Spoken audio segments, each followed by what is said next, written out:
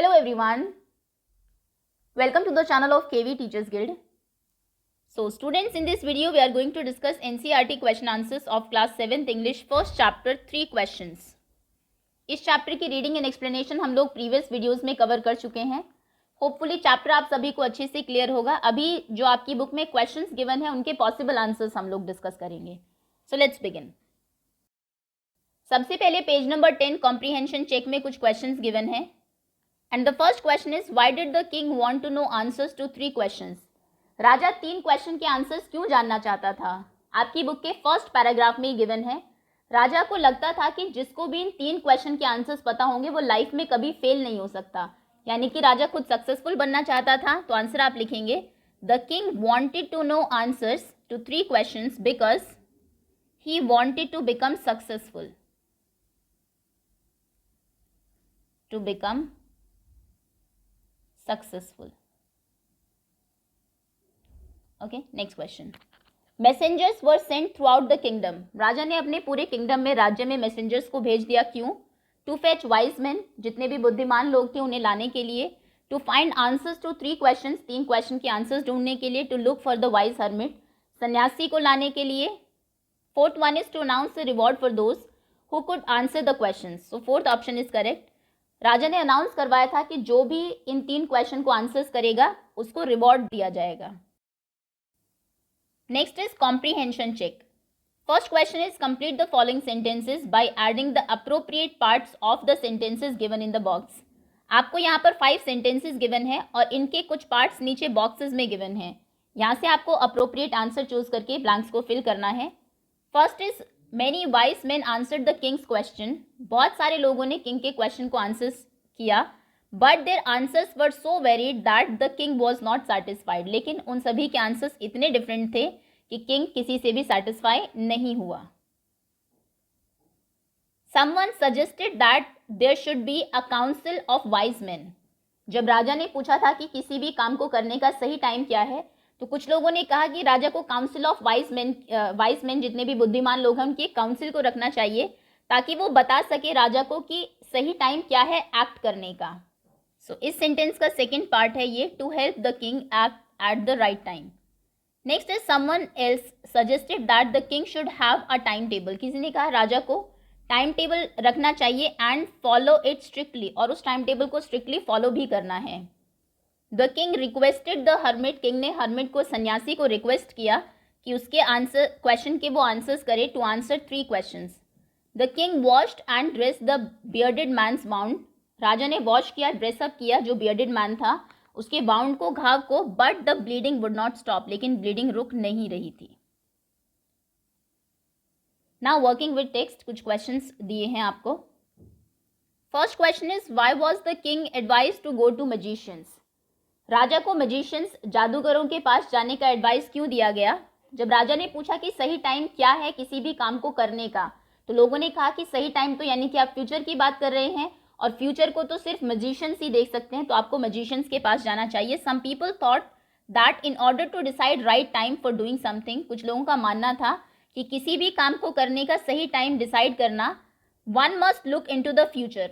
आपको उसके लिए फ्यूचर में जाना होगा and only magicians can do that, और सिर्फ मैजिशियंस ये काम कर सकते हैं. So they advise the king to go to the magicians. Second question is, in answer to the second question, whose advice did the people say would be important to the king. Second question में राजा ने पूछा था कि सबसे important लोग कौन हैं जिनकी मुझे बात माननी चाहिए, तो उसके आंसर में लोगों ने क्या कहा? In answer to the second question some people suggested to seek advice of the counselor, कि काउंसलर्स जो हैं उनकी एडवाइस आप ले. प्रीस्ट, पुजारियों की ले. डॉक्टर्स और द सोल्जर्स. ये 4 आंसर्स आपको आपकी बुक में गिवन है. Third question is, what suggestion were made in the answer to the third question. Third question था कि सबसे इंपॉर्टेंट काम कौन सा है, मोस्ट इंपॉर्टेंट बिजनेस. तो थर्ड क्वेश्चन के आंसर में लोगों ने क्या कहा? For the third question some people said most important business is science. Science सबसे ज़्यादा ज़रूरी है. कुछ ने कहा फाइटिंग ज़रूरी है और रिलीजियस वर्शिप. कुछ ने कहा नहीं, पूजा पाठ ज़्यादा ज़रूरी है. Next is, did the wise man win the reward. क्या जो वो बुद्धिमान लोग आए थे उनमें से कोई रिवॉर्ड जीत पाया? If not, why not. अगर नहीं तो क्यों नहीं वो जीत पाए? So answer is no. The wise man didn't win the reward because कोई भी उनमें से रिवॉर्ड नहीं जीत पाया क्योंकि their answers were so different from each other, उनके आंसर्स एक दूसरे से बिल्कुल ही अलग थे। And king was not satisfied with their answers, और राजा किसी के भी आंसर से सेटिस्फाइड नहीं था। Fifth question is how did the king and the hermit help the wounded man. Wounded man की कैसे हेल्प की राजा ने और हर्मिट ने। The king wash the wound, राजा ने जो वाउंड था, घाव था, उसको वॉश किया। And covered the wound of the man with his handkerchief, और अपने हैंकी से, रुमाल से उसको कवर कर दिया। The king also offered the wounded man water to drink, उसने उसको पीने के लिए पानी भी दिया। The king help to bring the wounded man inside hut, राजा ने और हर्मिट ने मिलके जो वाउंडेड मैन था उसको वो हट में अंदर ले गए, झोपड़ी में ले गए। सिक्स क्वेश्चन इज, दो पार्ट्स हैं इस क्वेश्चन के। Who was the bearded man, वो जो बियर्डेड मैन था वो कौन था। The bearded man was an enemy of the king, वो राजा का एक दुश्मन था जो कि राजा को मारने के लिए आया था। Why did he ask for king's forgiveness, उसने बाद में राजा से माफ़ी क्यों मांगी। So the bearded man asked for king's forgiveness because he wanted to kill the king, वो तो राजा को मारना चाहता था, but king has saved his life, लेकिन राजा ने उसकी लाइफ को सेव कर लिया, बचा लिया।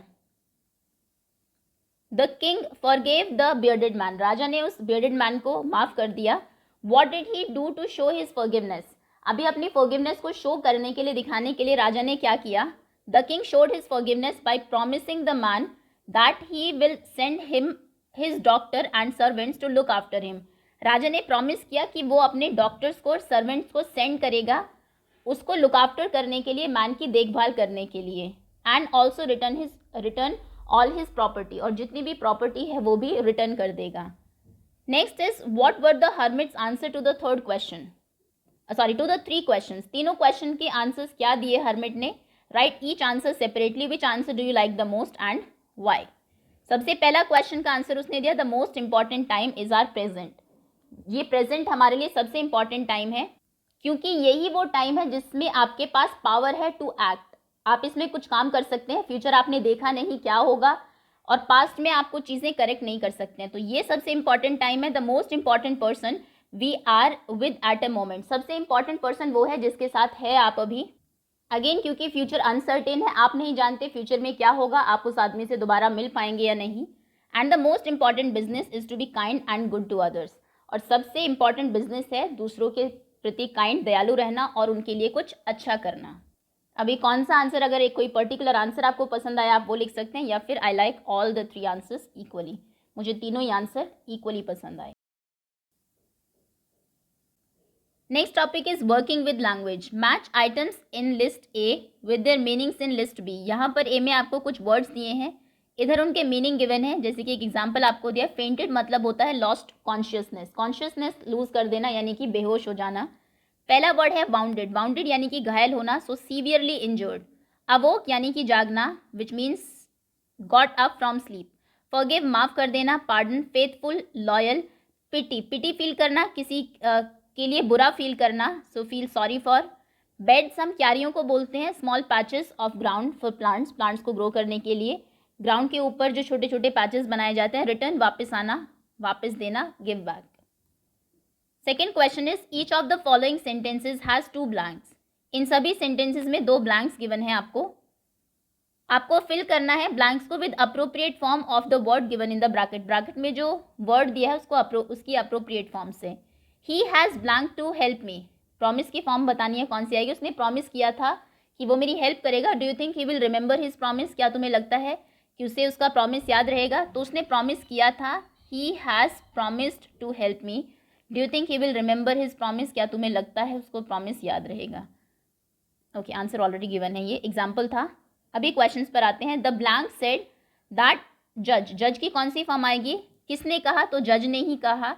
द जज सेड ओनली फ्रेश एविडेंस, अगर कोई फ्रेश एविडेंस सबूत तुम लेकर आओ, would make him change his, तो वो अपने क्या चेंज कर सकता है। जज से एक वर्ड बनता है जजमेंट, जजमेंट जो दी है जज ने उसको वो चेंज कर सकता है अगर कुछ फ्रेश एविडेंसेस मिले।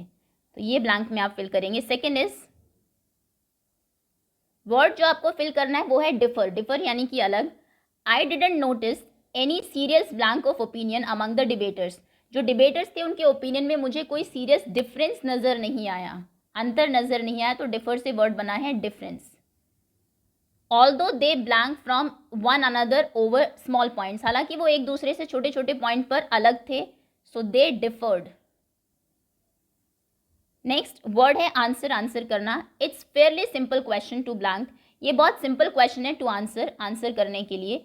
टू के बाद हमेशा याद रखेंगे वर्ब की जो बेस फॉर्म है, फर्स्ट फॉर्म वही आती है। तो सिंपल क्वेश्चन है, but will you accept my blank as final, तो क्या तुम मेरा आंसर एक्सेप्ट करोगे एज फाइनल, दोनों में आंसर ही आएगा। नेक्स्ट वर्ड इज नेसेसरी, ज़रूरी। इट इज़ंट ब्लैंक, ये ज़रूरी नहीं है, it isn't necessary. That blank should always be mother of invention, ऐसी ये एक सेइंग भी है, कहावत है, that necessity is mother of invention.